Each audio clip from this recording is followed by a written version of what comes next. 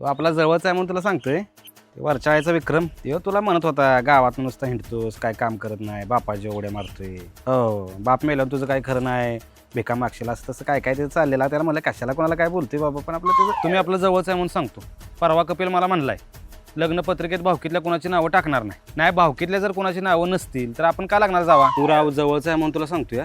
तुझ्या राव मोठ्या भावाचं काय खरं नाही. म्हणजे मला काय तुमच्या भावाभावात भांडणं नाही लावायची. परवा दादा तिकडे तलाट्याकडे गेला होता. ती जमीन वाटण्याचा काहीतरी तुमचा विषय चाललाय ना. तर बघ तू मळ्यातलं शेत घे, त्याचं चाललंय मळ्यातलं स्वतःकडे ठेवायचं आणि तुला दुसरं द्यायचं. आता तिथं काय उपयोग आहे, तिथं पाणी आहे का काय, मग पाईपलाईनला खर्च करा. हे बघ मला काय तुमच्या भावाभावात भांडणं नाही लावायची बरं का. तर आपलं कसं आहे, तू जवळच आहे म्हणून तुला सांगतो. राव वहिनीच्या चांगला बनवताय की तुम्ही. परवा तर तुमचा नवरा मला म्हणत होता आमच्या बायकोला अजिबात चहा चांगला बनवायला येत नाही. तिच्या हातचा पांचट चहा पिऊन पिऊन चहा प्यायची इच्छाच मिली माझी. म्हणजे मी आपलं तुम्ही आपलं जवळचं आहे म्हणून तुम्हाला सांगितलं, त्याला काय बोलू नका. हो हो ठीक आहे, निघतो मी. तुम्हाला म्हणला हवं चहा बी नको, कशाला चहा घेच. हो ठीक आहे. अरे वगैरे आहेच. परवा लय वादविवाद सुरू होता. हा तेच की कानावाला माझ्या.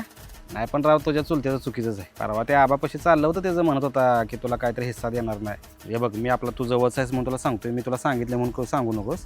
त्या आबापाशी म्हणत होता की चुलता तुझा की तुला हिस्सा नाही देणार म्हणून. मामा काय म्हणताय, बरं आहे ना.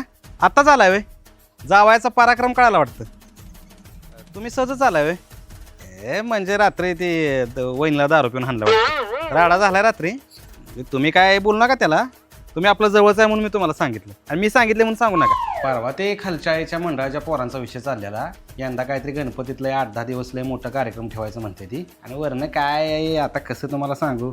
नाही म्हणजे आपलं तुम्ही जवळच आहे म्हणून तुम्हाला सांगतोय. ती म्हणत होती की तुमच्या मंडळाच्या पोरासनी काय काय पैसा आहे का काय त्यांच्याकडे, बघेल तर 500 रुपये वर्गणी काढणार आणि आमच्याबरोबर वर्गणी करणार. काहीतरी म्हणतो त्यांचा एक कार्यक्रम तेवढी आम्ही वर्गणी ठेवतो, त्यांची लायकीच आहे का, असं काय काय चाललं होतं. मी आपलं कानावर माझ्या आलं. म्हणजे मला काय तुमच्यात भांडणं नाही लावायची. तुम्ही राव जवळच आहे म्हणून सांगतोय राव. तुमच्या भावकीतलीच मतं फुटली ती. म्हणजे मी सांगितलं म्हणून सांगू नका. आपलं माझ्या कानावर आलं. आपलं तुम्ही जवळच आहे म्हणून तुम्हाला सांगतोय.